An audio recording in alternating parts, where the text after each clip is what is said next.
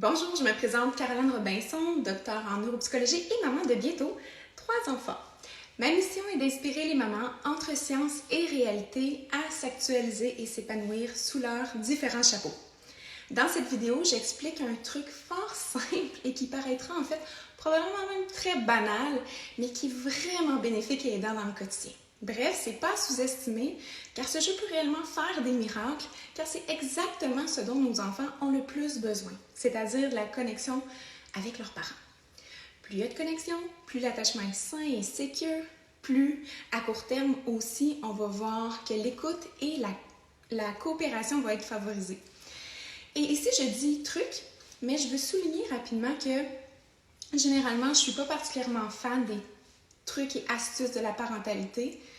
Pourquoi? Parce que trop souvent, ils vont être utilisés afin d'amener un comportement extrêmement rapide, mais trop souvent, ils vont aussi comporter des désavantages petits et grands à long terme.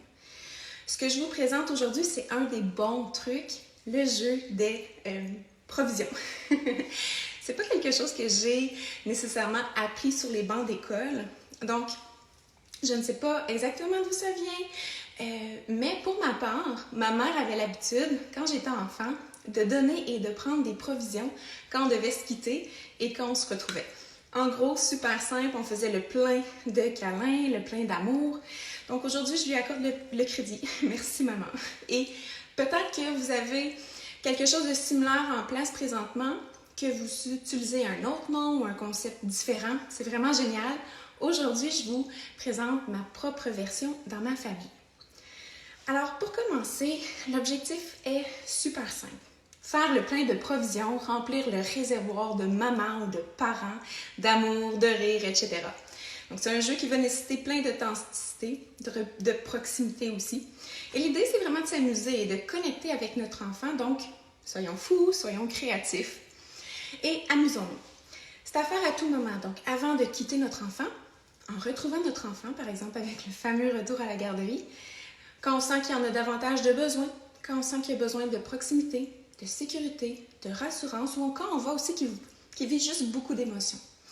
C'est quelque chose qui est merveilleux à faire pour les jeunes enfants, mais surtout à ne pas négliger par la suite, simplement modifier et adapter selon l'âge et votre enfant lui-même. Donc, par exemple, quand mon garçon revient à la garderie, ou je vois à un moment de la journée qu'il a besoin plus de moi, plus de maman, 1 à 1, je vais généralement commencer à la regarder et souvent, ça se transforme en course pour que je l'attrape. C'est comme notre signal. Là, je vais dire quelque chose genre « je pense qu'il manque un petit peu de maman par ici ». Je sers mon enfant, je lui donne des becs partout, je le fais rire, je le chatouille. Et puis, dans ce temps-là, mon fils adore répéter que je lui fais des tempêtes de becs ou que je suis une maman pic-bois ou pic-bec. Et on joue ainsi, aussi longtemps que le besoin va se présenter, aussi longtemps pour faire les provisions ou en d'autres mots, pour remplir son réservoir d'amour ou son réservoir de parents. Puis à la fin, je vais lui dire toujours à quel point à moi aussi ça me fait du bien. Ce qui est vraiment intéressant aussi, c'est de faire le contraire.